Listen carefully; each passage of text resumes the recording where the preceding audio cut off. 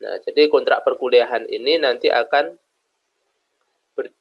mengacu pada tanggapan dari kuesioner ini. Kapan jadwal kontrak kuliah dilaksanakan? Jam 7.10. Nah, sepakat, yaitu berdasarkan ini. Kemudian saat kuliah online, kapan Anda mulai standby atau online di depan komputer? Nah, itu mulai 10 menit sebelum mulai perkuliahan. Ya, ini nanti akan saya jadikan acuan juga nih. Kemudian, pernahkah Anda mengembangkan atau membuat aplikasi web? Belum pernah. Menggunakan framework dan mengembangkan suatu aplikasi? Nah, ini belum pernah juga ini ya. Aplikasi berbasis apa yang ini belum ada, tidak ada tanggapan karena dia belum pernah membuat aplikasi web. Sejauh mana pemahaman dan pengalaman Anda dalam pemrograman web? Itu belum ada, masih dalam tahap pemula dan dasar. Saya pernah membuat suatu halaman web sederhana dengan Visual Studio. Masih baru belajar, masih baru sebatas pengertiannya saja. Nah, model penjelasan dari materi apa yang ingin Anda harapkan? Menyimak video boleh lah nanti. Jadi ini mungkin nanti lebih banyak kita akan menyimak video berarti di sini. Selain saya menyampaikan teks yang sesuai silabus, tentu nanti akan saya share juga video-video yang berkaitan tentang silabus dengan silabus yang kita gunakan. Ya, berarti sepakat untuk ini dengan menyimak video. Audio sangat tidak setuju, di sini teks ini 50-50 lah anggapannya. Nah, dalam diskusi seperti ini, berarti nanti di sini ya, ada video dan audio ini, berarti diskusinya nanti melalui Zoom seperti ini. Jadi Anda kuliah mempelajari materi yang ada di e-learning, ada video-video yang saya share, misalkan ya, penjelasan video, dan nanti kan ada forum diskusi. Setelah materi, ada diskusi. Nah, ini jangan sampai salah tangkap nanti di sini. Ini video dan audio ini berarti nanti ketika kita diskusi setelah mempelajari secara mandiri materi-materinya, itu nanti kita gabung ke Zoom lagi untuk diskusinya ya apa yang perlu ditanyakan kita bahas gitu. Nah, ini bagaimana, salah persepsi atau tidak Anda nih, diskusi online dan kuliah online beda ya. Kalau tadi kan lebih ke kuliah online-nya yang di atas tuh. Nah, ini ya, berarti diskusi video audio yang melalui Zoom meeting seperti ini. Setuju seperti itu? Setelah menyimak materi dan iya Pak. Seperti itu ya, oke lah. Diskusinya semacam itu. Kemudian, apakah Anda harus mengisi daftar hadir saat kuliah? Ya. Lebih banyak ya, berarti ya. Apakah daftar hadir masuk dalam presentasi penilaian? Ya, oke. Nanti akan saya masukkan, nanti saya akan olah lagi berapa persentasenya. Ini semuanya ya, ini harus disepakati nih. Semua yang ada di sini. Kemudian jika Anda terlambat masuk kuliah, apa yang harus Anda lakukan? Masuk walaupun terlambat lebih 10 menit. Oke. Jika ingin menghubungi dosen, kemana menghubungi? Telegram, WA. Berarti kita lewat Telegram. Tidak punya PC. Nah, ini yang menjadi masalah. Di dalam pemrograman web ini kan harusnya punya PC, ya kan? Supaya kita bisa berlatih, punya laptop gitu kan, supaya dapat berlatih untuk mengembangkan sendiri pemrograman webnya. Seperti itu. Apakah keaktifan Anda saat kuliah dan diskusi online akan dinilai? Oke, kita nilai nanti. Penilaiannya ada di absensi, ada diskusi. Perlukah diadakan tugas besar sebagai sarana untuk meningkatkan kemampuan dalam pemrograman web? Oke, nanti berarti ada tugas besar. Berarti komponen penilaiannya ada apa tadi, diskusi, absensi, kemudian tugas besar. Ini berkelompok. Oke, kita berkelompok. Kalau berkelompok, berapa persen nilai tugas-tugas yang Anda harapkan? Tugas besarnya berapa persen? Berapa persen nilai tugas besar yang Anda harapkan dari total nilai akhir Anda? Berapa? 40%. Paling tinggi 40%. Berapa persen nilai UTS-nya?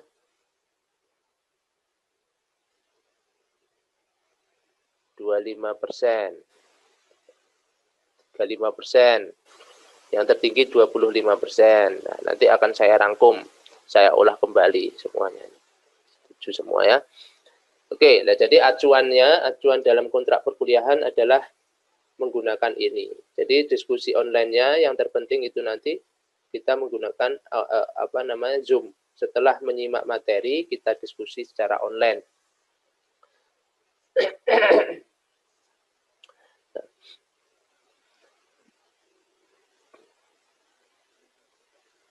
Tapi tidak menutup kemungkinan nanti bisa juga melalui teks ya, teks juga beberapa kali gitu kalau gitu. Tapi kalau melihat di sini porsinya berarti diskusi online-nya melalui Zoom. Oke, baiklah.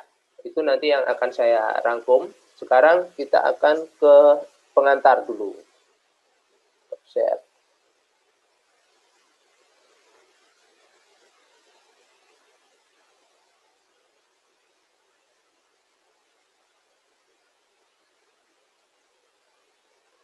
Pemrograman web.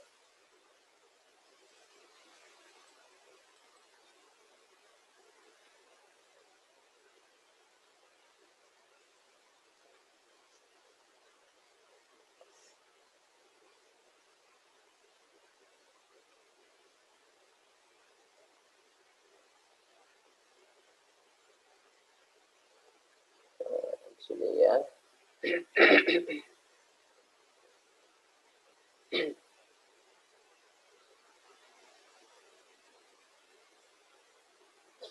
Nah, kita konsep dasar web.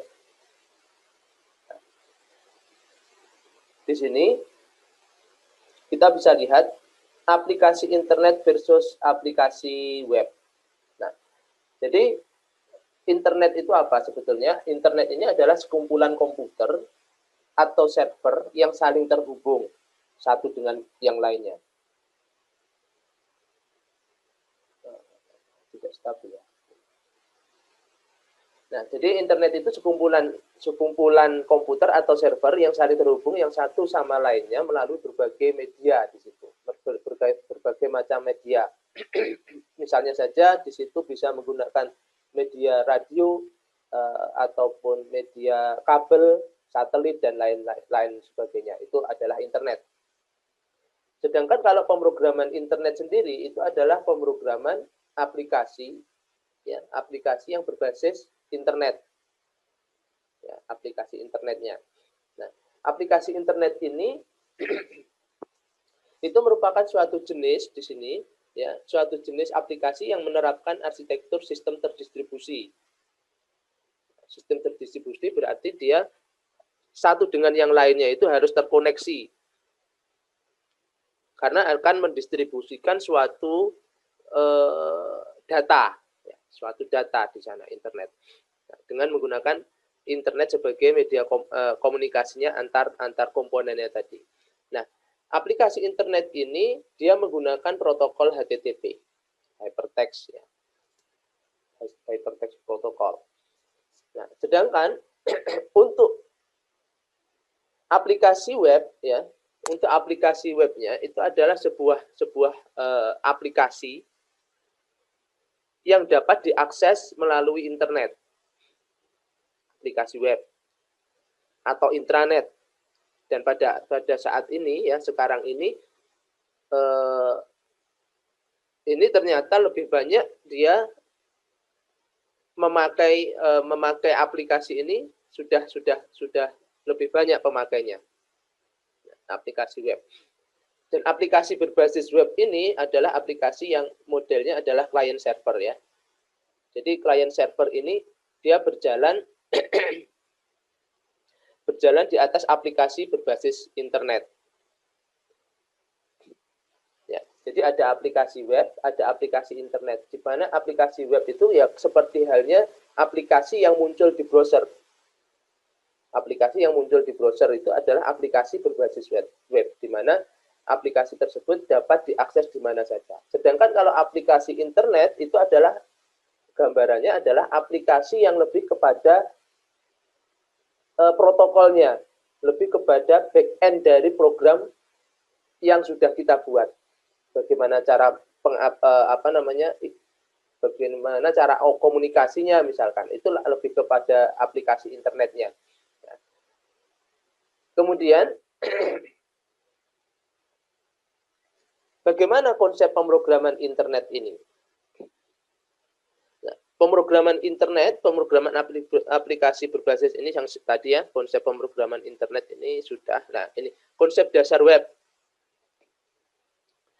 Jadi dasar definisi web itu adalah tadi aplikasi yang dapat diakses dari mana saja dengan menggunakan distribusi ya, sistem terdistribusi. Nah, di sini ada World Wide Web.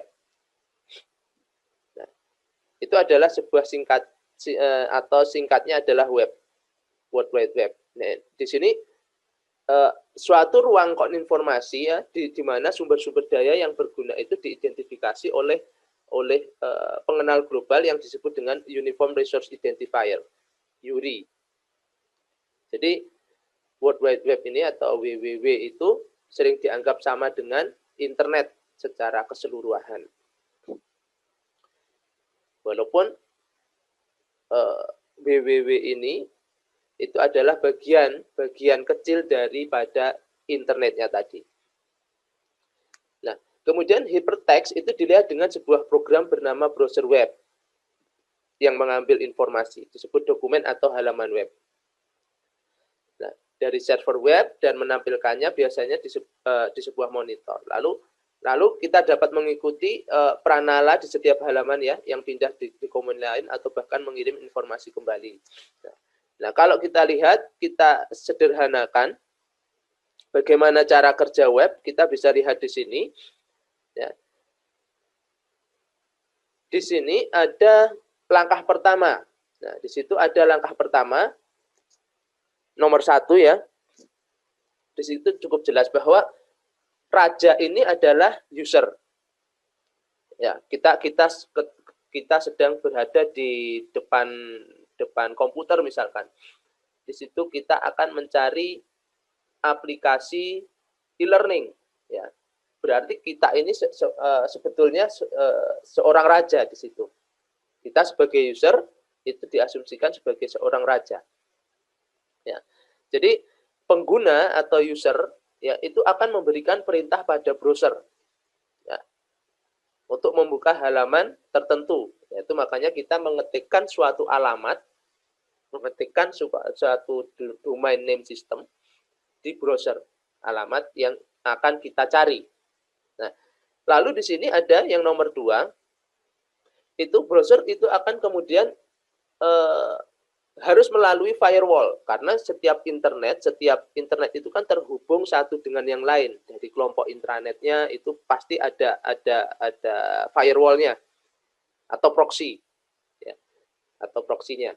Nah, istilahnya kita bisa asumsikan di sini adalah paspor. Kalau kita bepergian ke luar negeri, tentu kan harus ada paspor. Nah, di sini perlu adanya paspor itu. Ya.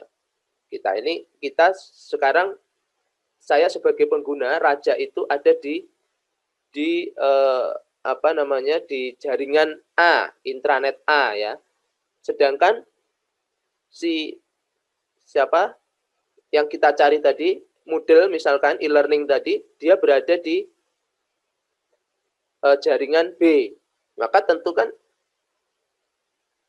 apa yang kita cari itu sudah berada di luar dari A. harus terkoneksi internet, maka diperlukan suatu paspor. Jadi sebuah sistem itu pengamanan di sisi pengguna atau ISP ya, sebelum memasuki internet itu perlu adanya ini paspor sebagai akses firewall-nya. Lalu langkah ketiga di sini google.com dia ya, ini contohnya dia akan mencari google.com ini. Mencari google.com. Nah, langkah ketiga ini dia browser akan menanyakan DNS alamat IP dari google.com. Ya. Di persimpangan ini banyak. Nah, di situ ada DNS server. Burung hantu ini sebagai DNS servernya. Si Google ini, browser tadi, protokolnya, dia berjalan, meminta, bertanya kepada DNS server, di mana sih alamat IP Google itu. Nah, kemudian langkah keempat, dia akan berjalan menuju alamat IP yang diberikan oleh DNS tadi. Nah, ini lapisan-lapisan internet itu semacam ini. Nah, lalu yang kelima, setelah di tempat yang dituju tadi, di tempat B tadi, ya, setelah mencapai alamat di tempat B tadi ya, itu si Google ini browser atau protokol yang kita suruh tadi, ya, kita anggap browser lah, itu biasanya akan menemui sekumpulan, bisa dilihat di sini, sekumpulan dari website pada alamat tersebut. Karena di B itu kan juga ada macam-macam aplikasi, macam-macam website, gitu kan, pada alamat tersebut. Nah, hal ini disebabkan karena umumnya, kenapa? Karena di situ beberapa website ya itu disajikan dalam satu server ya, dalam satu server yang dikenal dengan nama hosting. Ya. Ya. Supaya menghemat sumber atau resource-nya, sumber daya. Lalu langkah keenam ini setelah dia mencapai alamatnya, setelah menemui sekumpulan aplikasi website, lalulah kemudian si browser ini dia akan memasuki ruang google.com pada hosting server tadi dan meminta konten dari Google apa yang diminta oleh pengguna tadi kepada penyaji konten.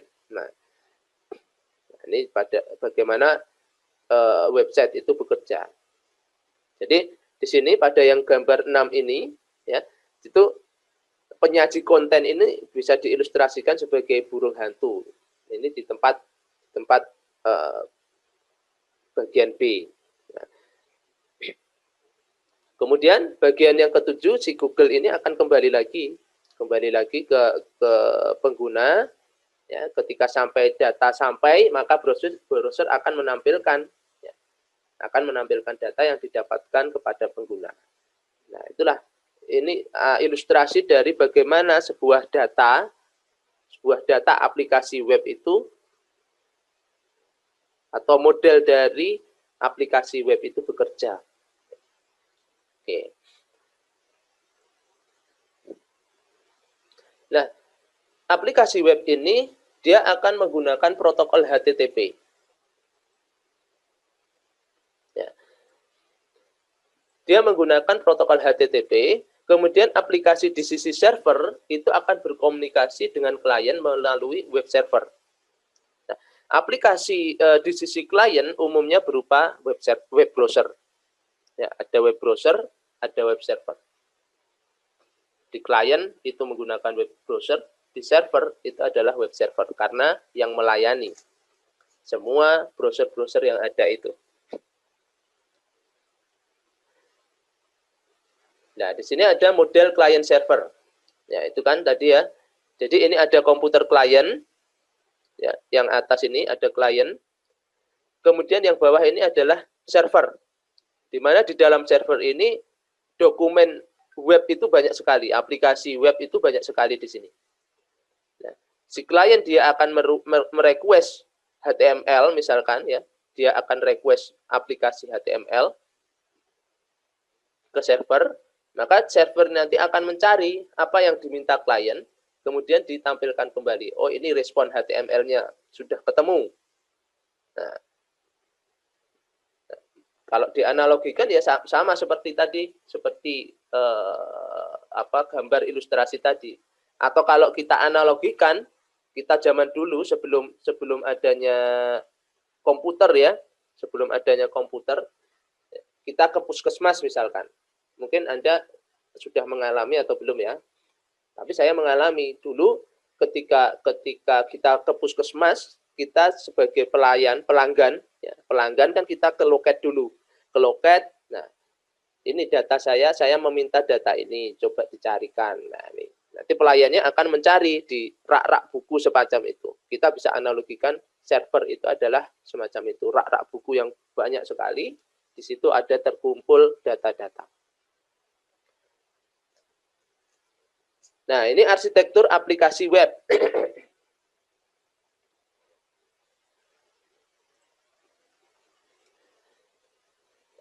Arsitektur aplikasi web ya tadi. Sini. Di situ ada klien, di mana klien itu menggunakan web browser, kemudian ada server. Nah, di dalam server ini ada web server, ada middleware, dan ada database. Umumnya di dalam aplikasi web itu seperti ini. Umumnya. Selalu ada web server, karena aplikasi yang kita buat itu tersimpannya adalah di web server ini. Aplikasi yang kita buat itu di web server. Ya. Browser ini hanya meminta saja. Meminta apa yang tersimpan di dalam web server untuk ditampilkan di browser. Nah, jadi di mana web server ini adalah server yang melayani ya, server yang melayani permintaan klien terhadap halaman web. Kemudian middleware ini apa? Middleware ini adalah software atau sebagai penjembatani ya antara web server dengan dengan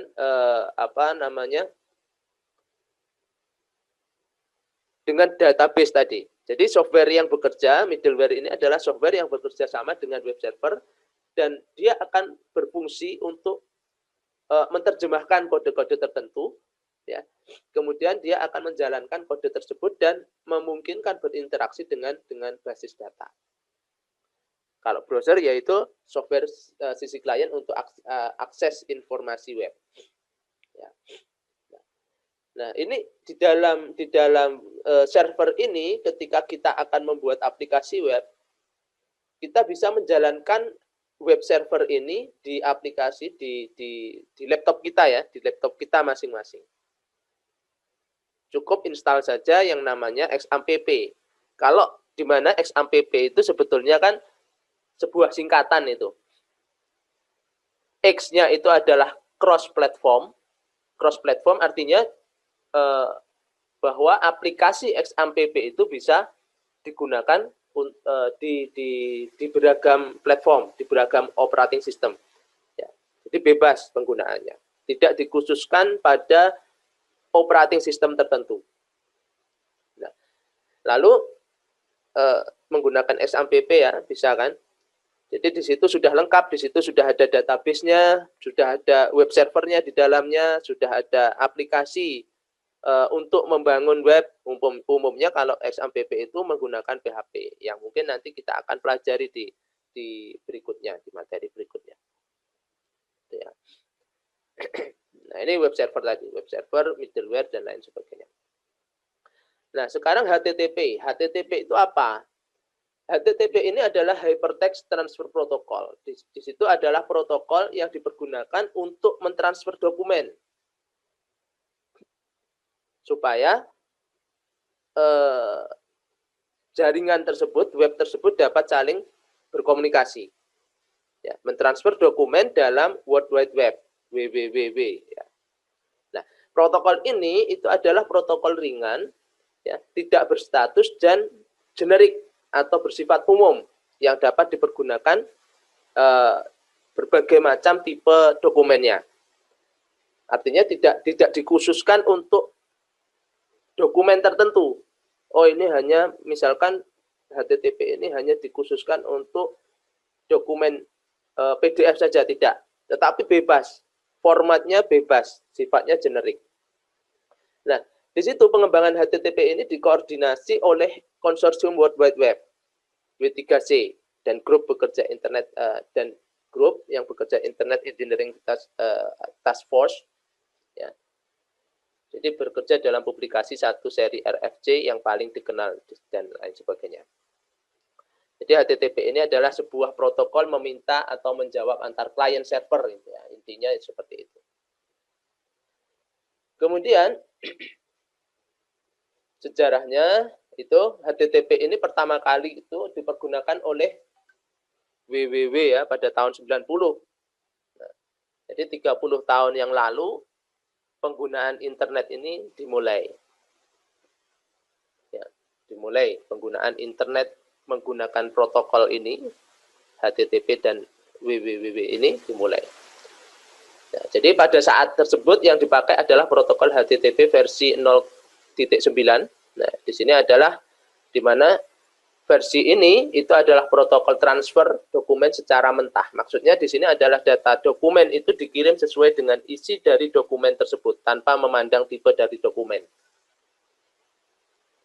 Ya. Jadi mentah. Apa yang dikirimkan, ya itu yang akan diterima oleh penerimanya nanti di sana. Kemudian sejarahnya lagi pada tahun 96 itu protokol HTTP itu diperbaiki menjadi HTTP versi 1. Nah, perubahan ini untuk apa? Untuk mengakomodir ya tipe-tipe dokumen yang hendak dikirim beserta encoding yang dipergunakan dalam pengiriman data dokumen. Nah, mulai dari sini nanti akan muncul di situ perkembangan dari internet, ada bahasa pemrograman HTML dan lain sebagainya. Nah, sesuai dengan perkembangan infrastruktur internet, maka pada tahun 99 itu dikeluarkan HTTP versi 1.1 tahun 99, 10 tahun kemudian untuk mengakomodasi proxy, cache dan koneksi yang persisten. Jadi perkembangan internet ini kalau kita amati memang cukup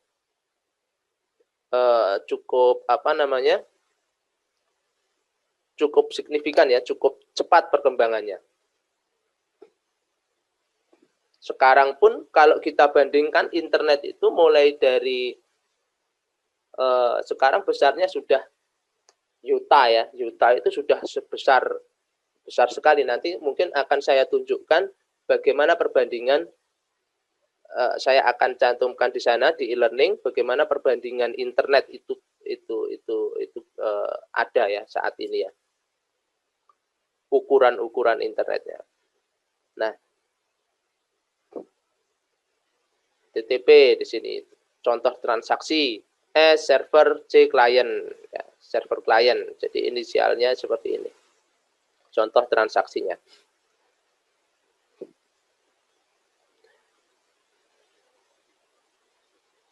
Nah, teknologi pembangun web, di situ ada web browser, web client ya, ada web server, di mana di sana di dalam web server itu ada URL, Uniform Resource Locator, kemudian HTTP, Hypertext Transfer Protocol, HTML, ada CSS.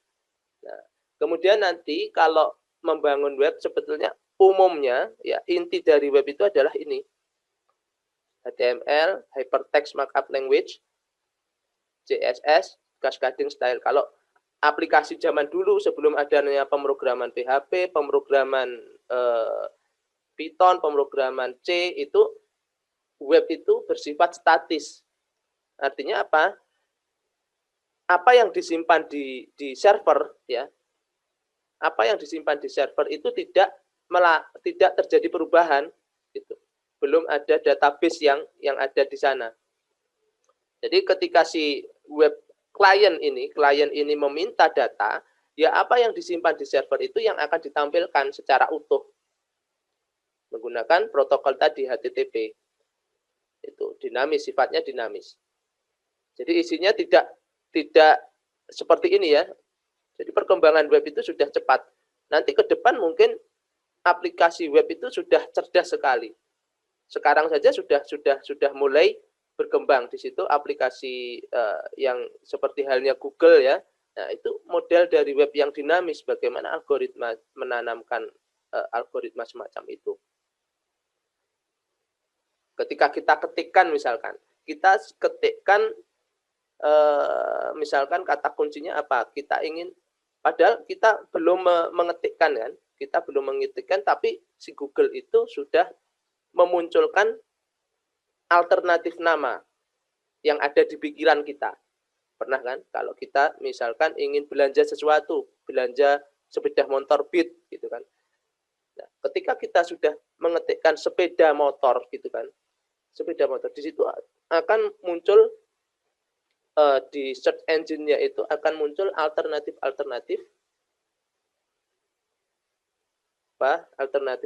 nama yang akan kita cari. Tuh. Sudah canggih, sudah cerdas. Nah, konsep client server sekarang. Itu tadi konsep client server, pemrograman web, client side, server side. Nah, di situ ada client side, ada server side. Jadi server side ini merupakan sebuah teknologi ya, scripting atau pemrograman web di mana skrip programnya itu dikompilasi atau diterjemahkan di server yang memungkinkan untuk menghasilkan halaman web yang dinamis. Nah, supaya data-data yang dikirimkan tadi yang diminta pengguna itu bersifat dinamis di situ. Nah, contohnya pemrograman yang bisa digunakan supaya aplikasi web tadi bersifat dinamis, ada ASP, Active Server Page, ada PHP, ada Java Server Page, Perl, Python, dan lain sebagainya, masih banyak lagi. Yang akan kita bahas nanti adalah PHP ini, yang akan kita bahas. Ya, PHP. Nah, kemudian,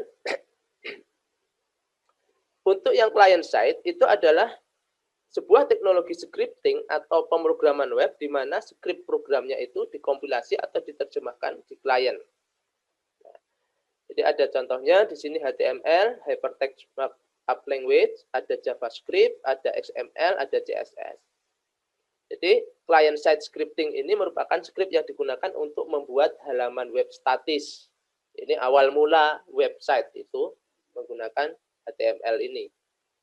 Dulu hanya sebuah tulisan teks saja. Dikembangkan JavaScript, mulai dikembangkan XML, CSS. Nah, supaya lebih menarik. Nah, ini dari sisi client side-nya.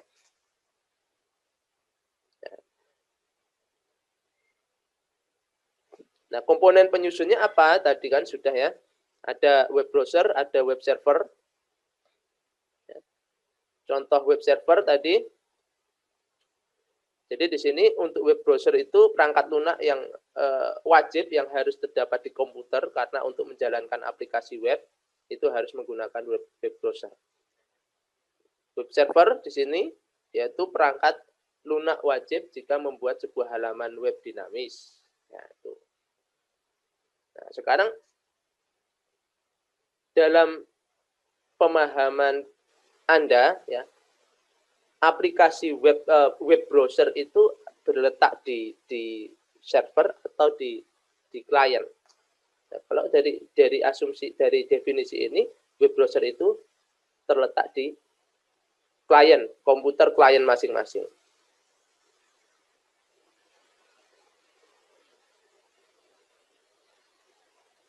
Di klien masing-masing ya. Apakah suara saya terdengar? Yang lain selain Rozik? Mungkin jaringan Rozik yang ini ya. Terdengar, Pak. Oke.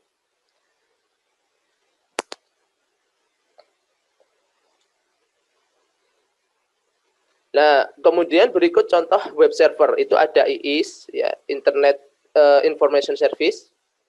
Nah, ini umumnya terdapat pada Windows NT, ini Windows yang lama-lama itu, Windows Server yang digunakan untuk server ya. Kemudian untuk ASP dan PHP, PWS itu personal web server, ya, terdapat pada Windows 98 SE. Nah, untuk ASP dan PHP. Sekarang sudah bisa menggunakan Apache, lebih umum dipakai oleh pengembang-pengembang web. Ada lagi di mana Apache itu sudah menjadi satu dalam ini ya, dalam software XAMPP ya, bisa XAMPP, bisa WAM bisa Apache Tomcat ya untuk web servernya. Kemudian komponen penyusun yang lainnya adalah database server. Jadi di situ adalah merupakan tempat penyimpan data dalam sebuah web. Contohnya MySQL, Microsoft SQL Server, Oracle, dan lain sebagainya. Yang umum kita pakai nanti adalah MySQL karena ini paling mudah untuk di ini ya, bahasanya paling familiar, paling mudah untuk dipahami. Nah, kemudian ada web editor.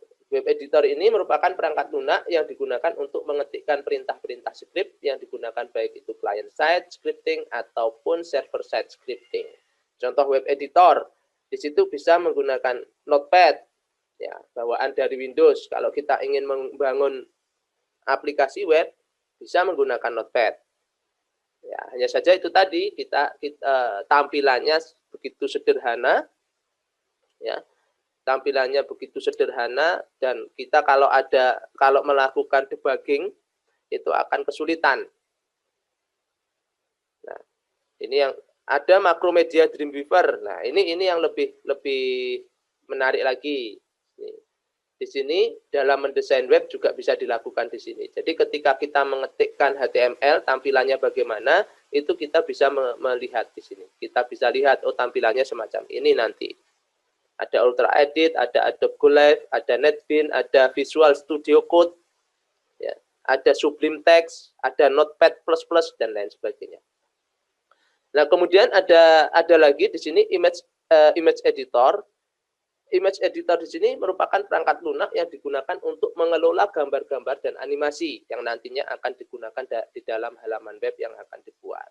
Ada Photoshop. Nah, ini biasanya image editor ini digunakan untuk mendesain web. Web designer itu bisa menggunakan image editor ini. Ada Photoshop, Corel Draw, dan lain sebagainya. Web designer. Kita mendesain dulu webnya semacam ini tampilan awalnya. Kemudian editornya bagaimana? Editor berarti kita masuk ke dalam ini aplikasi tadi, aplikasi Notepad dan lain sebagainya tadi, mulai untuk mengimplementasikan dari desainnya tadi, image editor. Nah, itu komponen penyusun. Nah, di sini ada jenis web, statis dan dinamis. Perbedaannya apa di sini? Perbedaannya interaksi antar pengunjung dengan pemilik web. Perbedaannya. Kemudian adanya script language yang digunakan. Penggunaan database, kemudian adanya konten. Jadi kontennya itu beragam kalau dia sifatnya dinamis. Kalau statis ya itu saja kontennya. Kontennya hanya satu saja. Di mana dia tidak berubah-ubah dan dia biasanya kalau statis ini tidak bergantung pada database. Ya, datanya satu.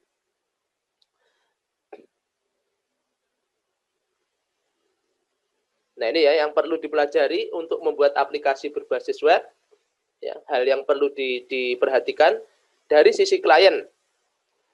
Yang kita pelajari pertama nanti adalah sintak pembuatan dokumen web, HTML dan CSS.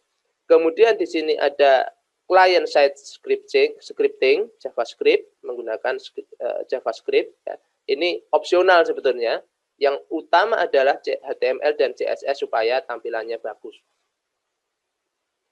Kemudian di sisi server itu ada mekanisme pemanggilan program dan pengambilan output program oleh web server. Nah, biasanya ini menggunakan itu tadi bahasa pemrograman yang dinamis tadi, PHP, ada JSP, ada ASP. Yang kita pelajari nanti adalah PHP. Ya, kita belajar itu. Jadi server side and client side programming itu server side scripting ini semua sintak yang diberikan akan sepenuhnya dijalankan pada server.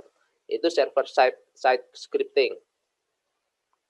Jadi semuanya server side scripting itu akan menyediakan website yang interaktif. Kalau client side scripting, scriptnya itu ada di client, ya ini artinya scriptnya itu ada di server, scriptnya itu ada di client. Nah, server side scripting itu maksudnya sintak ini dijalankan oleh web browser itu sendiri. Nah, scripting client side ini apa? Yaitu tadi ya, di sini ada sisi klien, ada HTML, CSS, JavaScript. Nah, itu disebut sebagai client side scripting. Sedangkan untuk server side scripting, script yang semua sintak yang diberikan akan sepenuhnya dijalankan pada server atau dikenal dengan server side scripting, itu adalah bahasa pemrograman seperti ini. PHP, JSP, ASP, ya ini sebetulnya scripting server side. Nah, scripting server side. Tuh.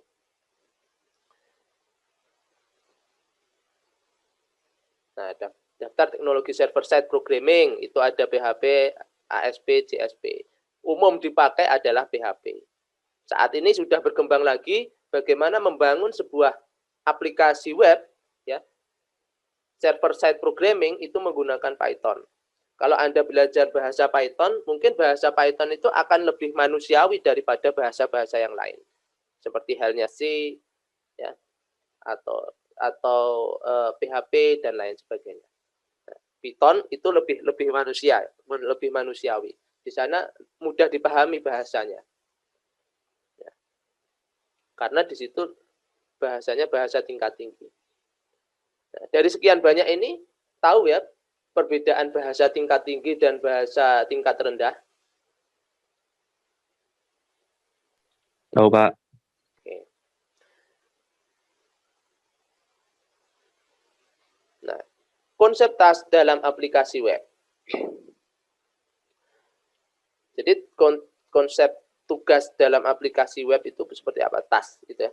Jadi di situ aplikasi ini mempunyai fitur untuk melakukan sejumlah task, ya, melakukan sejumlah task.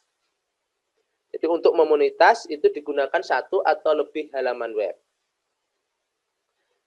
Kalau tasknya itu atau tugasnya itu dalam satu halaman, itu berarti hanya membaca artikel, menambahkan entry baru dalam guestbook. Konsep task. Tas yang menggunakan lebih dari satu halaman web bagaimana? Ya, ini contohnya adalah memberi barang secara online. Di mana halaman 1, ya, halaman 1 itu akan menampilkan daftar barang yang ada untuk dipilih, ya kan? Kalau yang tadi konsep tas ini, kalau tas itu dalam satu halaman, ya hanya membaca artikel saja, bisa membaca artikel ini apa yang kita buka satu saja halamannya. Kemudian bisa menambahkan entry baru dalam guestbook berupa form. Nah, itu satu halaman, dianggap satu halaman. Kalau multiple halaman lebih dari satu, ya berarti bersusun-susun ya. Halaman 1 itu mendaftarkan barang yang ada untuk dipilih, mengisi alamat pengiriman, halaman 3 menampilkan informasi transaksi yang telah dilakukan, dan seterusnya. Jadi aplikasi web itu sebetulnya halaman per halaman ya. Halaman 1, 2, 3, dan seterusnya. Halaman 1 dibuat sendiri, halaman 2 dibuat sendiri, kemudian dilingkan. Seperti itu. Nah, ini contoh gambaran dari halaman tadi, dari aplikasi. Jadi antara halaman web yang satu dengan yang lain harus ada komunikasi. Misalkan saya membuat halaman pertama, pilih barang. Di situ ada buku, mainan, alat tulis, pakaian, makanan. Nah, pilihan barangnya banyak sekali. Nah, kemudian ini harus dilingkan ketika user itu memilih buku, maka dia akan dilingkan kemana? Dia apa yang harus dilakukan? Ya, masukkan alamat pengiriman. Nah, jadi membuat web itu harus terkoneksi, saling terkoneksi, tergambarkan. Oh, ini untuk login, berarti nanti akan masuk ke halaman mana? Halaman login, berarti halaman login itu tersusun dari apa? Tersusun dari form-form, gitu kan. Nah, jadi ini antara halaman web yang satu dengan yang lain harus ada komunikasi mengenai state dari task. Kondisi dari task bagaimana. Misalnya, ya di situ halaman 3 itu butuh informasi mengenai barang yang telah dipilih pada halaman 1. Nah, ini. Jadi, seorang klien tidak akan bisa melihat ini informasi di sini, apa yang akan dilihat di sini, ya Anda membeli mainan akan dikirim ke Ganesha misalkan ya. Jadi harus berdasarkan halaman pertama dulu.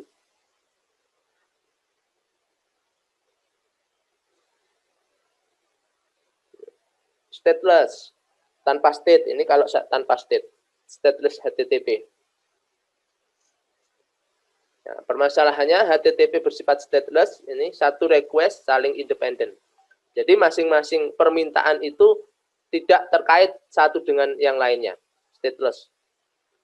Tidak bergantung kondisinya, masing-masing halaman ini independen dan masing-masing halaman ini tidak terikat dengan kondisi halaman sebelumnya. Ya. Jadi saling independen terhadap request lainnya. Tidak ada state atau variabel yang dipertahankan. Nah, misalkan di situ ada A sama dengan 1, di sini ada echo, melakukan apa, dia tidak tidak bergantung pada state sebelumnya. Page 2, ya, href ini kan link, ini kan perintah link, melinkkan ke page 2, kemudian page ketiga. Nah, artinya dia akan menampilkan, ini tidak ada menampilkan, jadi tampilannya itu berdasarkan, tidak ada berdasarkan pada halaman sebelumnya.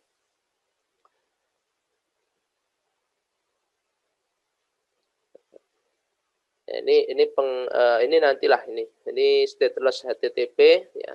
Kemudian di sini cara mengatasi HTTP stateless yang tidak stateless ini tidak mengikuti atau tidak mengikuti prosedur di kondisi sebelumnya.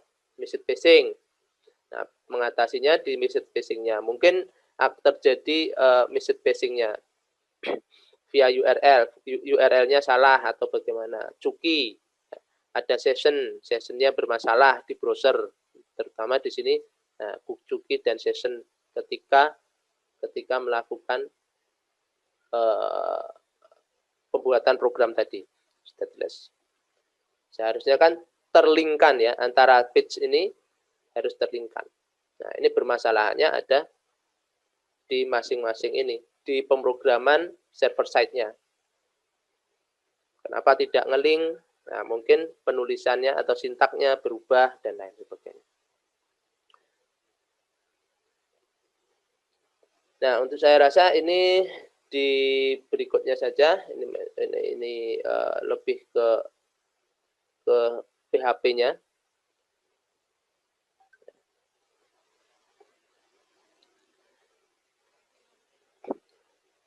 Oke, baiklah. Untuk kali ini saya rasa sampai di sini. Nah, ini untuk nah ini ya. Ini langkah pembuatan web. Nah, unsur dalam penyediaan website itu ada nama domain, ada web hosting, bahasa pemrograman, desain web, ya, program transfer data ke pusat data, publikasi web. Ini urutan-urutannya. Sini ada langkah pembuatan web, yaitu dimulai ya. Mulai pengumpulan bahan, define layout, situs map, apa yang akan kita buat. Nah, ini pembelian domain, siapkan hosting, ini bagian yang terakhir. Bagian yang terakhir. Yang pertama adalah ya ini, pengumpulan bahan, define layout. Nah, apa yang kita buat? Kita hostingkan dulu di localhost kita, di web server yang kita instalkan pada komputer kita. Desain layout, coding HTML, testing, upload. Nah, selesai. Nah, situ ya. Nah, uploadnya di mana? Uploadnya ya nanti setelah testingnya ini selesai, codingnya ini selesai, kita ujikan di localhost. Ya, nanti kita lihat di situ pembelian nama domain dan siapkan hosting. Baru kita kalau ingin upload ya ini kita harus siapkan hosting ini. Barulah selesai.